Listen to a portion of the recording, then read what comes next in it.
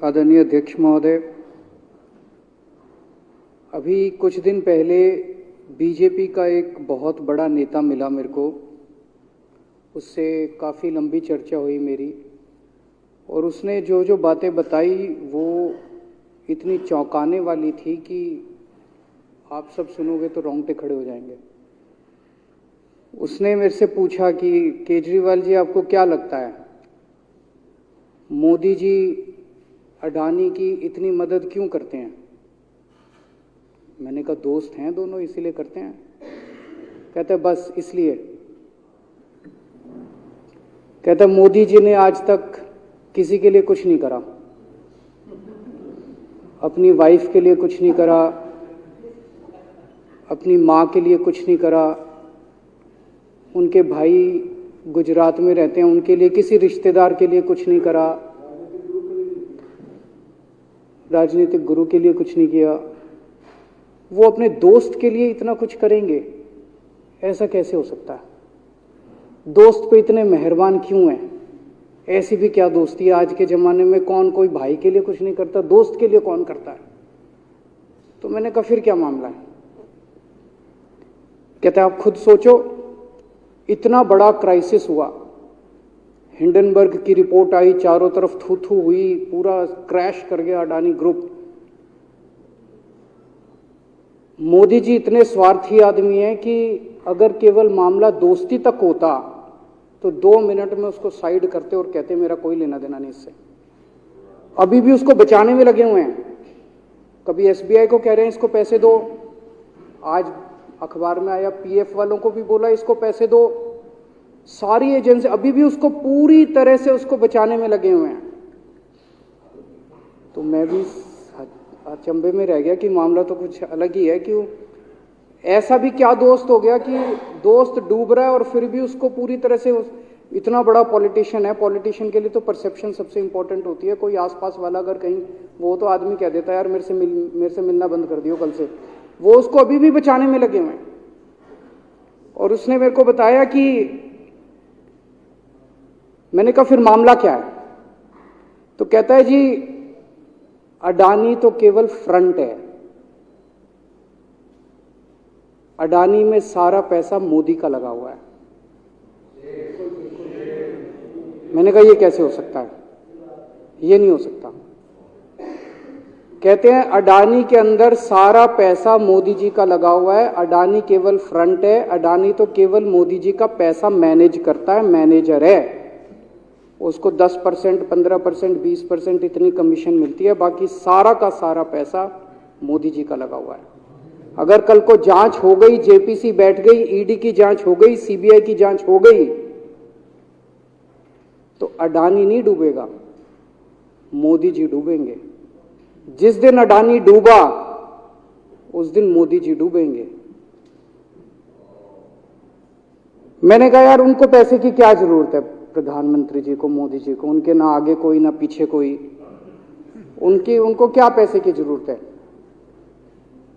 तो कहता है सर पैसे की हवस होती है, लत होती है। कहता है इतने दुनिया में इतने बड़े बड़े अमीर आदमी हैं, उनको कोई अब और पैसे की थोड़ी जरूरत है, लगे पड़े हैं सारे, और पैसा और पैसा और पैसा। बोला हवस होती है। बोला जिस दिन अडानी दुनिया का सेकंड रिचेस्ट मैन बना था,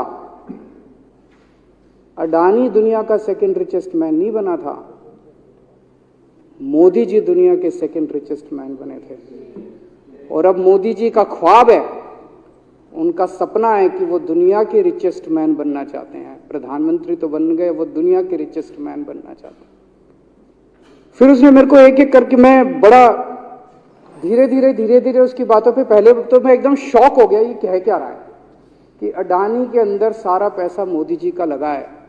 फिर वे धीरे धीरे उसने एक एक करके बातें खोल के समझानी चालू की। कहता है मोदी जी श्रीलंका गए, श्रीलंका के राष्ट्रपति राजापाक्सा हैं। राजापाक्सा को मोदी जी ने जबरदस्ती करके वहां का विंड प्रोजेक्ट अडानी को दिलाया। क्यों दिलाया?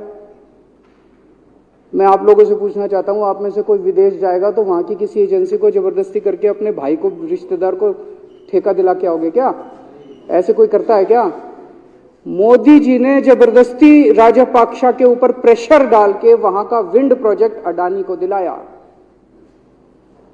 अडानी को नहीं दिलाया, खुद लिया वो प्रोजेक्ट। वो मोदी जी का प्रोजेक्ट है, वो अडानी का प्रोजेक्ट नहीं है। और ये बात कैसे निकली? वहां का जो बिजली बोर्ड है श्रीलंका का, जैसे अपने यहाँ स्टैंडिंग कमेटी है असेंबली की, पार्लियामेंट की स्टैंडिंग कमेटी है, वैसे उनकी भी पार्लियामेंट की स्टैंडिंग कमेटी होती है।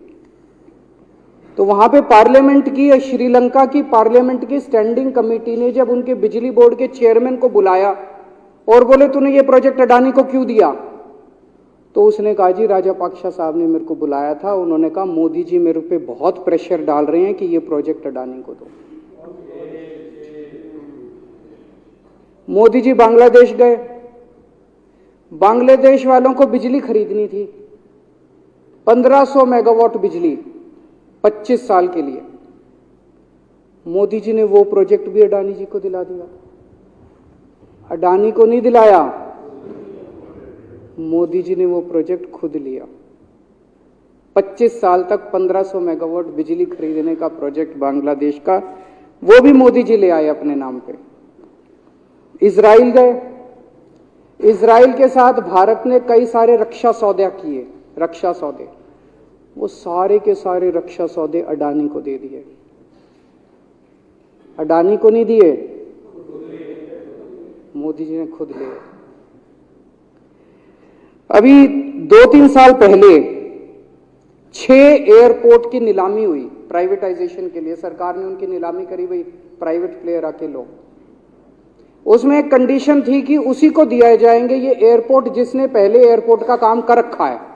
हर सरकारी ठेके में होती है, हम सड़क बनाते हैं, कहते हैं भाई सड़क, जिसको ठेकेदार को सड़क बनाने का एक्सपीरियंस है उसी को दिया जाएगा। हम बिल्डिंग बनाते हैं, हम कहते हैं भाई ये पानी के वाटर ट्रीटमेंट प्लांट लगाते हैं, हम कहते हैं भाई जिसने WTP वाटर ट्रीटमेंट प्लांट इतने लगा रखे हैं उसी को दिया जाएगा। हम सीवेज ट्रीटमेंट प्लांट बनाते हैं, हम कहते हैं जिसको 20 साल का एक्सपीरियंस है, 15 साल का है, उसी को। इसमें भी ये कंडीशन थी कि जिसने इतने साल तक एयरपोर्ट चलाने का काम कर रखा उसी को दिया जाएगा। अब अडानी ने तो कर नहीं, मोदी जी ने तो कर नहीं रखा था, अडानी ने तो कर नहीं रखा था, तो क्या करते? आखिरी मोमेंट पे वो कंडीशन हटा दी गई, बोले कोई एक्सपीरियंस की जरूरत नहीं है। 6 एयरपोर्ट नीलामी पे थे, 6 के 6 एयरपोर्ट अडानी को दे दिए, अडानी को नहीं दिए। मोदी जी ने वो खुद 6 के 6 एयरपोर्ट खुद अपने नाम कर लिए। आज 2021 नवंबर में एयरपोर्ट टेक ओवर किए, 2023 1.5 साल हुआ है। 1.5 साल के अंदर आज एयरपोर्ट का 30%, पूरे देश का एयरपोर्ट का जितना धंधा है, बिजनेस है, उसका 30% बिजनेस जो है वो मोदी जी के पास है। 30%, 1.5 साल के अंदर इतना बड़ा भारत देश, इतने एयरपोर्ट, 30% एयरपोर्ट का बिजनेस आज मोदी जी के पास है। एक और बड़ी इंटरेस्टिंग चीज हो रही है, ये ईडी और सीबीआई को इस्तेमाल करके बंदूक यहां रख के लोगों की फैक्ट्रियां छीनी जा रही हैं। मतलब 10 अक्टूबर 2018 को 10 अक्टूबर 2018 को कृष्णापट्टनम पोर्ट के ऊपर इनकम टैक्स की रेड हुई और 6 अप्रैल 2020 को 1.5 साल बाद वो पूरा एयरपोर्ट अडानी ने खरीद लिया। उसके यहां बंदूक रख के उसको कहा या तो दे दे और या जेल। तो वो अडानी ने नहीं खरीदा, वो मोदी जी के पास चला गया कृष्णापट्टनम एयरपोर्ट। 10 दिसंबर 2020 को एसीसी और अंबुजा सीमेंट पे रेड हुई और 2 साल बाद 16 अक्टूबर 2022 को दोनों सीमेंट प्लांट मोदी जी के पास चले गए।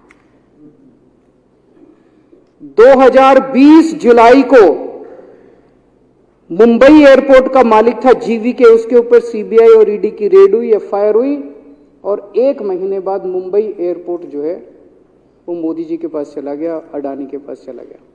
तो ईडी और सीबीआई पे रेड कराते हैं, उसको धमकाते हैं फैक्ट्री वाले को, कंपनी वाले को कि या तो जेल जा और या तेरी फैक्ट्री हमको दे दे। ये इधर तो सुनते थे, हरियाणा की तरफ ये टुच्ची, इधर इसकी फैक्ट्री भी छीन ली, पंजाब में भी सुनते थे इसकी भी फैक्ट्री छीन ली, इसकी। पूरे देश के अंदर ये इतनी गुंडागर्दी मची पड़ी है कि ईडी की रेड करा देते हैं, सीबीआई की रेड करा देते हैं, यहाँ बंदूक रखते हैं और कहते हैं या तो फैक्ट्री दे दे और या जेल जा। ये क्या चल क्या रहा है इस देश के अंदर? इन्होंने अभी थोड़े दिन पहले ऑर्डर निकाला कि सारे जितने पावर प्लांट हैं, जितनी राज्य सरकारें हैं, पंजाब सरकार की, हमारी जो सरकार है, उनके पास भी ऑर्डर आया, सारी सरकारों को जितना उनका कोयले की रिक्वायरमेंट है उसमें से 10% कोयला इंपोर्टेड इस्तेमाल करना पड़ेगा। और इंपोर्ट केवल मोदी जी करते थे, अडानी करता था। तो इसका मतलब आपको 10% अपना कोयला कंपलसरी, जरूरत नहीं है आपको कोयले की, लेकिन 10% कोयला आपको अडानी से खरीदना पड़ेगा। हमारे देश का कोयला 2000 रुपए टन है, इंपोर्टेड कोयला 20,000 रुपए टन है। 10 गुना दाम के ऊपर आपको अडानी से यानी कि मोदी जी से कोयला खरीदना पड़ेगा। इन्होंने सुप्रीम कोर्ट का एक और, जब कोयला घोटाला हुआ था अपने देश के अंदर, तो सुप्रीम कोर्ट ने आदेश दिया था कि अब कोयले की खदानें किसी भी प्राइवेट वाले को नहीं दी जाएंगी, सारी खदानें सरकारें। तो इन्होंने कुछ खदानें राजस्थान सरकार को दे दी, कुछ खदानें छत्तीसगढ़ सरकार को, कुछ खदानें पंजाब सरकार को, सरकारों में बांट दी। बाकी पूरे देश में केवल राज्य सरकारों के पास खदानें हैं। केवल अडानी के केस में उन्होंने एक्सेप्शन करके अडानी को कोयले की खदानें दे दी और उसमें भी ऑर्डर कर दिया कि 4000 कैलोरी से कम वाला कोयला जो है उसको रिजेक्टेड माल माना जाएगा, जबकि वो सबसे अच्छा कोयला माना जाता है और वो रिजेक्टेड माल इसको फ्री में मिलता है। तो कम से कम 2800 करोड़ रुपए का कोयला हर साल फ्री में मोदी जी ले जाते हैं। 2800 करोड़ रुपए का कोयला हमारी खदानों से हर साल मोदी जी निकाल के ले जाते हैं। 2014 में, अभी जो अतिशी जी ने कहा, 2014 में अडानी जी की यानी कि मोदी जी की जायदाद 50,000 करोड़ की थी। 7 साल बाद इनकी जायदाद हो गई 11.5 लाख करोड़। मोदी जी इतना पैसा लेके कहां जाओगे? 11.5 लाख करोड़ रुपए की जायदाद, 7 साल में इतना लूट लिया अपने देश को।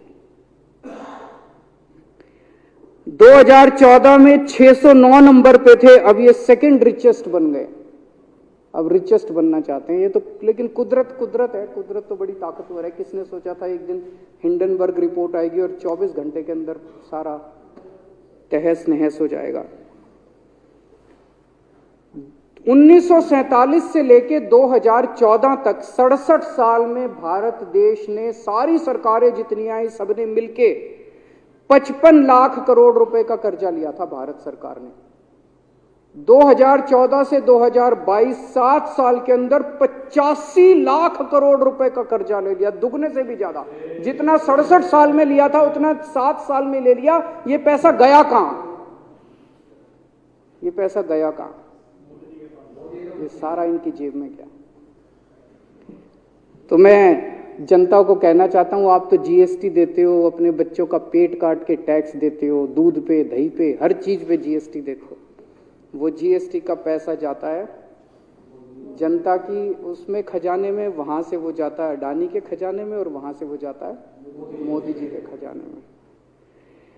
दोनों हाथों से लूट मची हुई है, पूरे देश को लूट रहे हैं प्रधानमंत्री जी, मोदी जी पूरे दोनों हाथों से लूट रहे हैं। कोयला लूट रहे हैं, एयरपोर्ट लूट रहे हैं, सड़कें लूट रहे हैं, बिजली लूट रहे हैं, पानी लूट रहे हैं, कुछ नहीं छोड़ा, सब कुछ लूट रहे हैं। जितना कांग्रेस ने 75 साल में नहीं लूटा, उससे 10 गुना इन्होंने 7 साल के अंदर, 8 साल के अंदर लूट लिया देश को।